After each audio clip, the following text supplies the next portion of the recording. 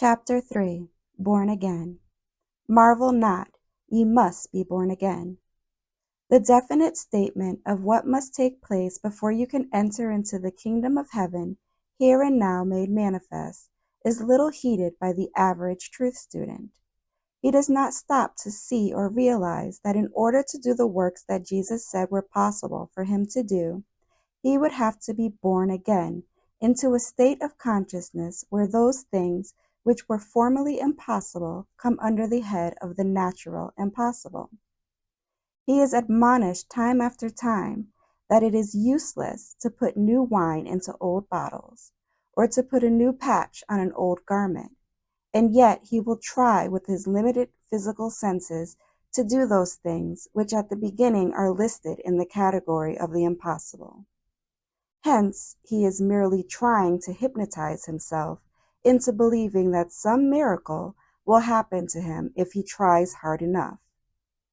There is no possible way for the mind of the limited human senses to grasp the statements which set aside the laws of time, space, gravity, cohesion, and adhesion. All the works of Jesus come under this head. Nothing he did was in any way subservient to the human findings. Everything that he showed forth set aside definitely a humanly accepted theory of law. How then is it possible for a man to attain these works, working from a limited human sense capacity? I can of myself do nothing. Immediately states the position Jesus took to the limited, faulty human senses. Having eyes, ye see not, and ears, ye hear not, was addressed to people who, in the human sense of the word, both saw and heard, and yet they could not see or hear that which belonged to the power which he manifested. Marvel not, ye must be born again. Do not get excited about it. If you must be, you can be, and the sooner you get over the idea that it is some strange and elaborate initiation, the sooner you will find you are gradually merging into this newborn state. As you have borne the image of the earthly, so shall ye also bear the image of the heavenly. Is there anything so strange in that statement? No, there is nothing strange in any of the teaching of Jesus. It is sane, practical, and usable by the man in the street. The only strange thing about it all is the weird and difficult process that would have been thrown about it by the human mind. If the child could get into the kingdom of heaven through the all-embracing capacity of accepting something which he could not reason out, then it does not seem so impossible for the adult to lay aside his adultery, his making the universe two instead of one.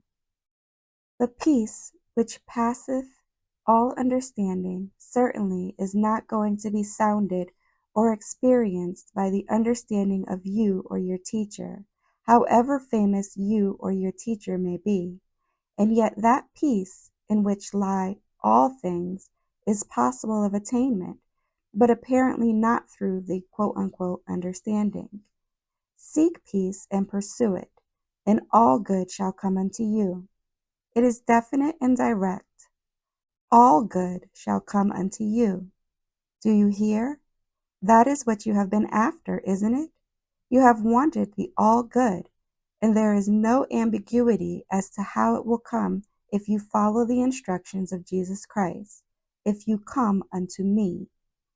Eyes have not seen, ears have not heard, neither hath it entered into the heart of man the things which are prepared for them that love the law. The eyes have grown dim trying to see that which have been prepared, and have finally decided that it is some invisible thing that will come after death. And yet, not satisfied with this, man keeps on trying to see it now, or to experience some of the marvelous things which the heart has been unable to sense. It is evident that if you cannot see and hear and experience by the human senses the things which are prepared for you, it is because of their limitation. And yet we know that through these very senses comes the verification of the presence of the Lord. Feel me, and see that a spirit hath not flesh and blood.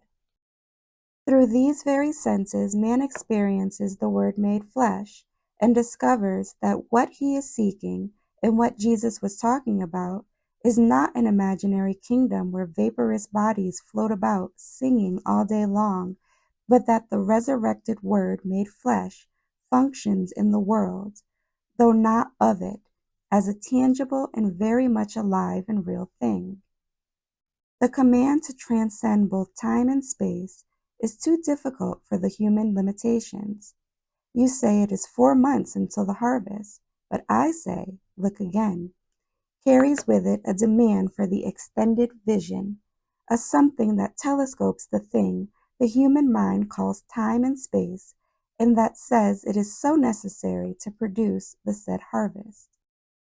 What are you going to do? Argue about the possibility of it being so? Then you are arguing with the teaching of Jesus Christ, and you are setting yourself up. Why? Because you are looking through your limited human senses, and what you cannot see with your eyes and handle with your hands, you will not accept. And further than this, you insist that because you cannot see or understand it, that it is not so. Yet in the same breath, you will insist that you follow the Master. Follow me means precisely what it says. Follow me. You have already admitted your defeat. You have already decided that you do not know where you are going or what is going to happen. Anything might happen is the uncertain, shaky human reasoning and understanding. But this could not possibly be so of a changeless God and a changeless perfect law. The only thing that changes is your human belief regarding a thing. All else remains in its eternal, undisturbed harmony. It is wonderful to contemplate the extension of the senses, the capacities of the newborn idea. These capacities start where the human capacities leave off. Without the proper grasp of the senses, you will be bound to draw all your conclusions from the seeing of the eye and the hearing of the ear. These conclusions then naturally will be faulty, and your judgment will be from appearances and meet with the stern, unrelenting law. Judge not from appearances, but judge righteous judgment. Marvel not, ye must be born again. Otherwise, you are still working in the 4 months until the harvest of human reasoning, and you may perish if you have 4 months before the harvest can come. If your prayers are put through the same time and space proposition, you may fall by the way long before the answer has time to reach you. And how will the limited human reason handle the statement, before they call, I will answer, and while they are yet speaking, I will hear? This is an utter impossibility, and you easily can get a group together to prove that it is an utter falsity. But what you are proving only are the limits of your own enlightenment. Because you cannot prove a thing does not argue for or against its reality. It merely states a condition of your own progress. There are many things I could not tell you because of your unbelief. There are many things that you cannot grasp through the limited human senses. There is not sufficient capacity in them to grasp the new elevation. But before you call, I will answer, needs something higher than human reasoning to cause you to come in line, and that something is pretty near to the power which dissolves the mirage of time and space and human limitations from you. The look again seems to be merely an adjustment of the lenses of the eyes. The time element in it is so sudden and impossible.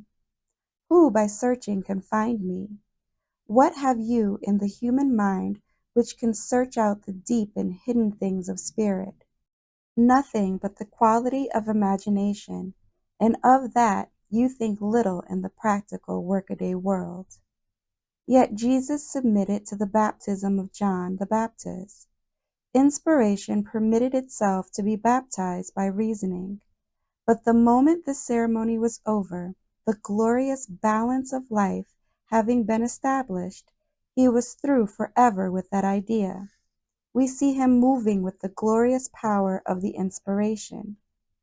When the inspiration of the Almighty, heed the word all, has come upon you, it shall lead you, yes, you, into all things. When you see the inspiration that is the quality of the newly born moving into a place of expression through and against everything, since it recognizes no condition or limitation, then you will know why it is necessary for the eyes to be opened and the ears unstopped, no matter how keen your physical hearing and seeing may be at this moment. As the aggregate mass of evidence of the senses forms the life of the humankind, so does the evidence of the spiritual senses reveal the kingdom here and now, and when the one is lost in the other, then the Word becomes flesh. When the limited human sense is lost in its divine counterpart, then the new capacities of the senses so far transcend the human reasoning that it is impossible to understand. The blending of the life with the universal life causes the glass darkly to disappear from in front of the vision. Little by little it dawns upon man that the purpose of God is not for demonstrating the power of truth, and that the idea that he studies about God in order to be able to do something that his fellow man cannot do must fall by the way in favor of the conscious knowledge that he is merging into the nature of God. And this very merging causes that which the humankind call miracles to be the ever-present manifestation. The end and ultimate of this search for God is not, then, as had been supposed by thousands, to find a way to make bread out of stones, or to do some strange and curious things, in short, to perform miracles. But it is for the releasing of the true nature of God into manifestation. If the action that is about to take place, though it is not natural, because it is God action, then it is a false human belief trying to make itself felt as something. If the child can get into the kingdom, so can you. Or can you? Perhaps your intellect is so great that you have to smile at the simplicity of the child and Jesus, and so you smile until you stop smiling, and that is the end of that. Neither is the end of this search for God self-aggrandizement. He who seeks the power so that he may be known by men to do many quote-unquote good works mistakes the divine nature, which could not possibly act in any other fashion. He is limiting God and attempting to place a personal trademark on the infinite. We do not do good works for any other reason than that we cannot do any other kind of works. The nature of a blackberry is to produce blackberries, and the nature of God is to be God. And that being God is what the human man calls supernatural and miraculous, yet it is but natural and true to God. No law of God is set aside when a miracle takes place, but the nature has finally overshadowed a human consciousness with such a flood of light that it has got through the glass darkly, and in a measure has neutralized the thing called problem. The problem only having been the product of the foreshortened senses of the reasoning man. If you ask anything in my name, or nature, that do I unto you. When you plant the blackberry bush and water it, you are asking it in the nature of the blackberry bush to produce blackberries. What else can it do? And how naturally it is functioning when it does. It is the ultimate end or purpose of its existence. And so, when you ask anything in the name or nature of Jesus Christ, the action that takes place before you ask is merely the expression of the nature. And it is going to be natural, simple, glorious, and only when you get into alignment with this idea can you ever hope to follow me into the heaven here and now made manifest. If it is not natural, then it cannot take place often, for it will be supernatural and will have to come under the heading of the supernatural. The supernatural is that which happens once in a lifetime to the limited human reasoning, when for a moment it has relaxed the narrow confines of itself and let the power through. The rest of its life it is trying to make it happen again. But as you cannot stand before a blackberry bush and demand that it give forth a measure of blackberries at your command, neither can you make the God nature act. In both instances, the human mind must lay the walls of impossibility in front of the proposition. Suffer the little children to come unto me, for of such is the kingdom of heaven. We are beginning to understand why the child can have his Father Christmas, because he can transcend his human reasoning sufficiently to believe in that which he has never seen and which through every avenue of human reasoning is impossible. Except ye become as a little child, ye shall in no wise enter into the kingdom of heaven. The ruling is strict and definitely outlined.